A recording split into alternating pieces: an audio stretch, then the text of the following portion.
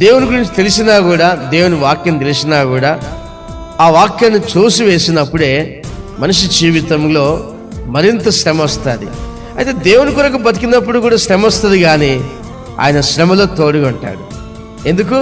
దేవుడి చిత్తాన్ని జరిగిస్తున్నావు కనుక. బాధ కాదు, రోగం కాదు.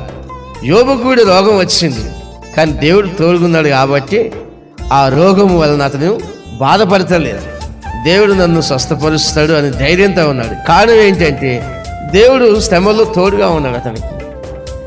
అందుకనే భార్య తిట్టినా అవమానపరిచినా ఆమెను ఏమనలేదు. ఎందుకు? దేవుడు తోడుగా ఉన్నాడు కాబట్టి. అంత రోగంలో ఉన్నప్పుడు మనమైతే ఇతరులని దూషిస్తాం, ఇతరుల మీద కోపడతాం, ఇతరులని బాధ పెడతాం.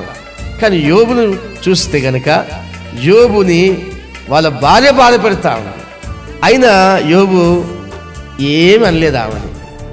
చూడండి, శ్రమలోనే అతనికి తోడై ఉండేదను, అతను విడిపించి అతను గొప్ప చేసేదను అని 91వ కీర్తనలో దేవుడు మాట్లాడుతున్నమాట. అంటే ఎందుకు?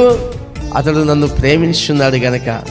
దేవుణ్ణి మనము ప్రేమించామని ఎలా తెలుస్తుంది అంటే, దేవుడు చెప్పిన మాట ప్రకారం నడుచుకుంటే మనం ఆయన్ని ప్రేమిస్తున్నాము అని తెలుస్తుంది అన్నమాట. ఎప్పుడైతే మనం దేవుని ప్రేమిస్తూ ఉంటామో దుష్టులతో సాంగత్యం చేయము, దుష్ట క్రియల్లో కూడా మనం పాలు పొందాం.